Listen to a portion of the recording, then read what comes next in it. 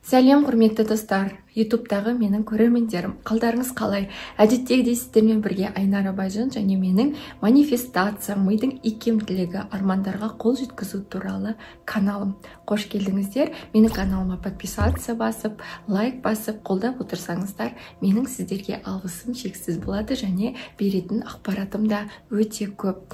Мен не үшін 2 ай бойы, 2 айдан көп уақыт YouTube каналымнан жоғалып кеттім. Оған өзіндік себептері бар. Наурыз айында мен Джо Диспензаның өзінің ретритіне Швейцарияға барып келдім.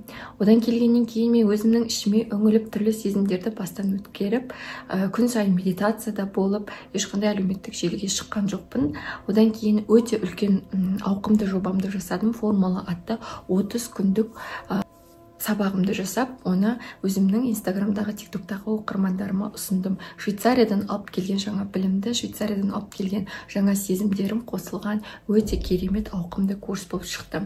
Ал енді бүгін осы каналымда мен трансерфинг реальности Вадим Зеландтың осы тұжырымдамасын қазақ тілінде қысқа нұсқа түсінікті және өзіміздің наным сенімге байланысты, қазақы дүниетанымымызға байланысты оңай түсіндіріп бергім келеді.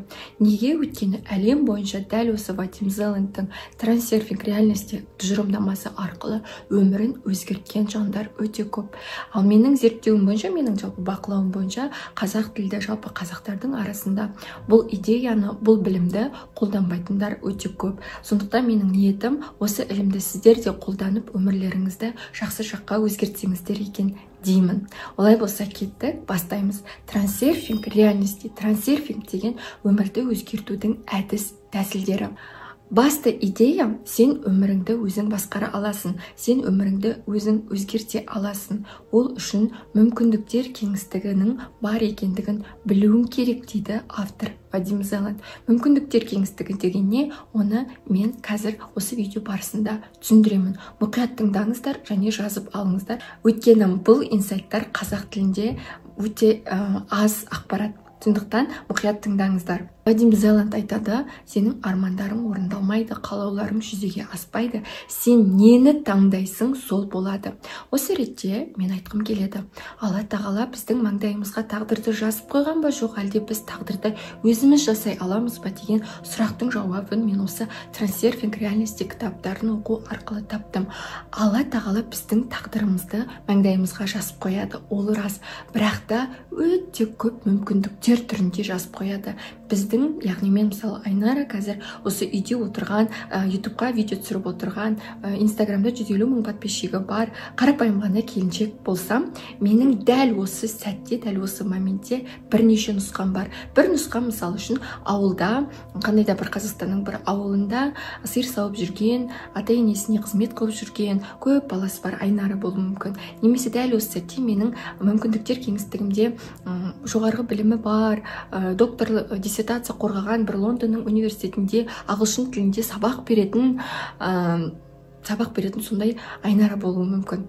Енді менің таңдауым мүмкіндіктер кеңістігінде, мен өзімнің бірнеше нұсқамның ішінде қазіргі осы 150 000 подписчигі бар, ютубта 15 000 подписчигі бар, осы тақырыпта сөз сөйлейтін, мамандығы журналист Айнара менің таңдауыма түсті және мен сол өмірді сүріп жатырмын. Яғни Алла тағала біздің маңдайымызға тағдырымызды жазып қояды, бірақ өте көп мүмкіндіктер түрінде жазады және ол бізге айтады, таңда, қайсын таңдайсың, сол өмірді сүр деп айтады. Сондықтан дәл қазір сіздің өміріңізге көңіліңіз толмаса, немесе толса, біліңіз, сіз Алла тағала сізге көп мүмкіндіктер берді, соның ішінен сіз өзіңіздің таңдауыңызды жасап, сол өмірде сүріп жатырсыз. Ал таңдауды қалай жасаймыз? Мен оны және таңдауды қалай өзгертуге болады? Осы видео барысында мен сіздерге айтамын. Әрі қарай кеттік.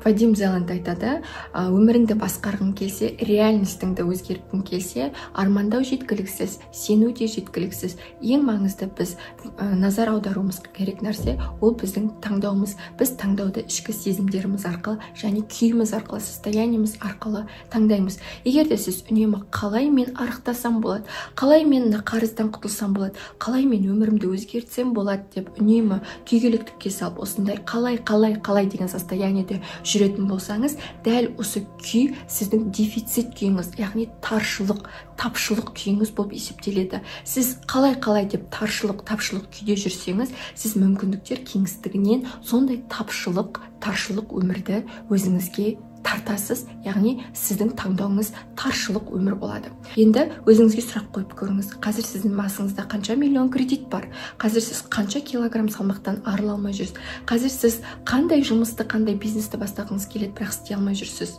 Себебі сіз қалай жетсем болады, қалай өзгерсем болады, қалай құтылсам болады деген таршылық сезімде жүрсіз. Сіз соған сәйкес мүмкіндіктер кеңістігінен таршылық өмірді тартып жатырсыз. Сіз жауапты осы жерде таптыңыз деп ойлаймын. Вадим Зеланд баланс на волне удачи деген сөзді өте жиі қайталайды. Бұл дегеніміз не? Балансты сақтау. Яғни сен қалайтын нәрсеңе қатты маңыздылық берсең, сен қалайтын нәрсеңе қатты жабысып алсаң, ол нәрсе сенен алыстай береді. Ақшаны, егер де сен үлкен масштабтыға шығып, үлкен ақша табуды армандасаң, күйгелектікке салынба, және ол арманыңа, ол қалауыңа қатты жабыспа дейді. Баланс на волне удачи. Яғни сен бір толқында сенде уже бар сияқты күйге түсіп, сен мысалы үлкен ақшаны армандайсың ба, сол ақша саған келген сияқты сезімдермен өмір сүрсең, бұл состояние сізді молшылық өмірге алып келеді. Яғни сіз осы состояниеңізбен мүмкіндіктер кеңістігінен поле возможностейдан пространство возможностей деп айтады Вадим Зеланд. Сол жақтан өзіңізге молшылық өмірді тартасыз. Яғни секрет біреу ғана, ол сен қандай өмірді қалайсың, сол өмір өзіңе келген сияқты сезіммен өмір сүру. Бір минут өзіңді солай сезіндің, ары қарай қайттан күйгелектікке салындың деген жұмыс істемейді. Кәдімгідей неғұрлым көп уақыт сен сол сезімге өзіңді әкеле алсаң, сол состояниемен жүре алсаң, соғұрлым саған молшылық өмір келеді. Вадим Зеландтың өте көп адамға көмектескен ең басты трансерфинг реальностидағы идеясы осы пространство возможностей. Дәл қазір бізбен, дәл осы сәтте бізде пространство возможностей қатар бізбен бірге өмір сүріп жатыр. Оны мүмкіндіктер кеңістігінен болашақта маған бірдеңе керек десеңіз, сіз дәл қазір осы сәтте, осы жерде мені тыңдап отырған сәтте дұрыс таңдау жасаңыз. Мүмкіндіктер полисі, мүмкіндіктер кеңістігі әрқашанда жұмыс жасайды. Вадим Зеландтың айтуы бойынша біздің миымызда ешқандай ақпарат жоқ. Біздің миымызда осы мүмкіндіктер полисіне баратын адрестер ғана сақтаулы екен. Яғни адамның миының құпиясы әлі толық ашылмаған. Вадим Зеландтың бір нұсқасы, адамның миы көп адрестерді жаттап алған. Ол адрестер біздің мүмкіндіктер полисіндегі біздің бірнеше нұсқамыз бар ғой, көп нұсқамыз бар. Сол нұсқаларға апаратын мекен жайлар. Вадим Зеланд еще мынадай нәрсені айтады, біз түс көреміз ғой, түсімізде біздің миымыз, біз тәніміз ұйықтап жатады, біздің санамыз ұйықтап жатады, бірақ бейсанамыз біздің ұйықтамайды. Бейсанамыз түсімізде осы мүмкіндіктер кеңістігіне баратын түрлі мекен жайлармен мүмкіндіктер кеңістігіне барып түрлі жағдайларды, яғни біздің өмірімізде жоқ жағдайларды көреді ғой, әртүрлі образ түрінде көреді, әртүрлі сезім түрінде көреді. Вадим Зеланд айтады, біз түс көрген кезде сол мүмкіндіктер полисіне біздің миымызда сақталған мекен жайлар арқылы барып қайтамыз дейді. Желания не исполняются, мечты не сбываются, но ваш выбор реализуется. Осы идея менің осы жерге дейінгі айтқандарымның нүктесі. Яғни сенің армандарың орындалмайды, сенің қалауларың жүзеге аспайды, бірақ сенің таңдауларың жүзеге асады. Енді осы сәттен бастап сіз таңдауларыңызға мұқият болыңыз. Әр сәт сайын менің состоянием, менің сезімім қандай? Егер сіз дефицит состояниеде отырсаңыз, еш жеріңіз ауырмаса да, ой, ана жерім ауырып тұр, мына жерім ауырып тұр деп, өзіңізге айналаңыздың аяушылық сезімін қалайтын күйде отырсаңыз, немесе біреу мені аяса, біреу маған бірдеңені бөліп берсе деген дефицит күйде, аяушылық күйде отырсаңыз, сіз біліңіз, сіз мүмкіндіктер полисінен дәл сондай өмірді, дәл сондай жағдайларды таңдап жатырсыз. Сіздің әр сәт сайын сізден шығатын состояние мүмкіндіктер полисіне жіберетін сіздің заказыңыз. Трансерфинг реальностидің басты идеясы осы. дұрыс состояние мен дұрыс жағдайларға заказ бер. Мүмкіндіктер кеңістігі, пространство возможностей әр сәт сайын сенің заказыңды қабылдап отырады. Біз ғалам туралы ешқандай ақпаратты білмейміз. Ғалам бізге құпия күйінде, мына вселенная деп айтады ғой. Бірақ ғаламның осындай бізге білінбейтін заңдылықтары бар. Сол заңдылықтарды білу өте маңызды. Енді сіз осы заңдылықты білесіз. Вадим Зеланд өзінің кітабында айтады, осы ақпараттың барлығы маған жоғарыдан түсті деп, яғни ол ойымнан шығарған жоқпын. Оно мне свалилось оттуда деп айтады. Яғни бұл ақпараттар тегін ақпараттар емес, жай ақпараттар емес, шынымен де өмірге қолданса, өмірді өзгертетін күшті ақпараттар. Сондықтан сіздер де осыны пайдаланыңыздар. Әрі қарай кеттік. Трансерфинг деген мен болашағымды жасаймын емес, мен болашағымды дәл қазір таңдаймын деген идея. Адамдар әр сәт сайын дәл қазірде сіз мені тыңдап отырып, сіз өзіңіздің ертең болатын жағдайларыңызға заказ беріп отырсыз, жаңа айтқандай состояниемен. Трансерфинг идеясы, яғни ол әдіс тәсіл. Қандай әдіс тәсіл деген кезде сіз болашағыңызды өзіңіз жасамайсыз, сіз болашағыңызға дәл қазір таңдау жасап отырсыз. Әр адамның болашағы оның кешегі таңдауы. Пространство возможностей, мүмкіндіктер кеңістігі бұл ақпараттық құрылым. Джо Диспенза бұл мүмкіндіктер кеңістігі деген ұғымды пайдаланады, бірақ ол оны кванттық поле деп, яғни кванттық кеңістік деп қолданады. Ал Вадим Зеланд мүмкіндіктер кеңістігін пространство возможностей деп көрсетеді. Мүмкіндіктер кеңістігінде кез келген ақпарат, кез келген жағдайлардың сценарийі, кез келген өмірдегі ситуациялардың барлығы жазылған кеңістік. Ол біздің көзімізге әрине көрінбейді, бірақ ол бар екені ақиқат. Әрі қарай кеттік. Зеландтың айтуы бойынша әлем екі түрлі әлемде өмір сүреді. Біздің өміріміз екі түрлі әлемде өмір сүреді. Оның біріншісі біздің көзімізбен көретін, қолымызбен ұстайтын кәдімгідей физикалық нәрселер. Ал екіншісі біз тек қана қабылдайтын, көзге көрінбейтін, бірақ сезілетін объективтілік, метафизикалық мүмкіндіктер кеңістігі. Адамдар жаңалық ашып жатады, интуитивті білімдер жүзеге асырып жатады, қандай да бір ғылыми ашылулар болып жатады, шедевр өнер туындыларын жасап жатады, көріпкелдер бірдеңені көріп айтып жатады, болжап. Осының барлығы ақпараттар. Ол ақпараттар біздің мүмкіндік кеңістігімізге қосылу арқылы алынады дейді Вадим Зеланд. Бұның қаншалықты рас екенін, қаншалықты ғылымға сай екендігін, ғылыми негізі бар екендігін мен дәлел тапқан жоқпын, бірақ Трансерфинг реальности кітабында осы жазылған. Біздің ақылымыз ешқашанда түбегейлі ештеңкені өзі жасай алмайды. Ол ақпаратты мүмкіндіктер полисінен алады екен. Біздің ми ақпараттың өзін емес, мүмкіндіктер кеңістігінде ақпараттарға апаратын жолдарды, мекенжайларды жадында сақтайды. Барлық ғылыми жаңалықтар, барлық өнер туындылары, күшті музыкалар, хит болып кеткен музыкалардың барлығы осы біздің ақыл арқылы жасалынады деп айтамыз ғой. Ал осы ақыл мүмкіндіктер кеңістігінен ақпаратты алады дейді. Осы жерде Вадим Зеланд адамның көретін түстерін де айтады. Түстер әдеттегідей елес емес, түстер болашақта болатын нәрсе емес, ақылдың ойдан шығаратын қиял да емес. Түс шын мәнінде мүмкіндіктер полисінде болып жатқан ақпараттар, мүмкіндіктер полисінде бар ақпараттар. Біздің миымыз біз ұйқыға кеткен кезде сол мекенжайлар арқылы жүріп барып сол мүмкіндіктерді көреді. Ол кейде болып кеткен өткен шақтағы мүмкіндіктер, кейде болашақта болатын, немесе тіпті осы сәттегі өмірде болып жатқан құбылыстар, бірақ басқаша сезім, басқаша образ түрінде келеді екен. Біз өмірімізде, реальностьта не байқаймыз, соның барлығы осы ақпарат полисінде бір кездері болған және де жүзеге асқан нұсқалар. Ол нұсқалар біздің таңдауымыз арқылы жүзеге асты. Зеландтың айтуы бойынша біздің миымыз қойма емес, ол склад емес, ол қабылдауыш құрылғы. Яғни қабылдайтын құрылғы ғана. Яғни ми өзі сақтамайды, тек ақпараттың қайда екендігін біледі. Мүмкіндіктер полисін, мүмкіндіктер кеңістігін дайын шексіз мүмкіндіктердің банкі деп айтуға болады. Мүмкіндіктер кеңістігі дайын шексіз ақпараттар шоғырланған үлкен банк. Ол жерде барлық ойлар, барлық өнер туындылары, жаңалықтар, идеялар, шешімдер, сценарийлер бәрі бар. Ми сол кеңістіктегі нұсқаларға қосыла алады. Біздің ойымыздан шығатын толқындар сол мүмкіндіктер полисінен шығатын толқындармен сәйкес келсе, адамдар Wi-Fi-дың күшіне сенеді, радио толқындардың толқын арқылы таралатынына, барлық қалаға, барлық машинаға таралатынына сенеді. Адамдар магниттік буря болып жатыр, сол үшін менің басым ауырып жатыр деген тұжырымға сенеді. Бірақ адамдар өзінің миынан шығатын толқындардың бар екендігін әлі түсіне алмай келе жатыр.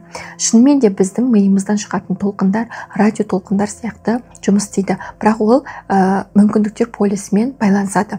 Сол сияқты біз егерде бір радио ұнамаса, біз екінші радиоға толқынды ауыстыру арқылы, бір кнопканы басу арқылы ауыстырып қалаған әнімізді тыңдай аламыз. Сол сияқты біз миымыздың жиілігін, миымыздан шығатын толқынды ауыстырып, біз өзімізге қажетті кеңістік, біз өзімізге қажетті мүмкіндікті өзіміздің өмірімізге шақыра алады екенбіз. Бұл мекенжайлар қалай жұмыс істейді, соған тоқталатын болсақ, біз бала кезімізден бастап бір ақпаратпен байланыста болдық. Мысалы, кітап, сөз, тәжірибе. Ми сол кезде ақпараттың энергиясына қосылды.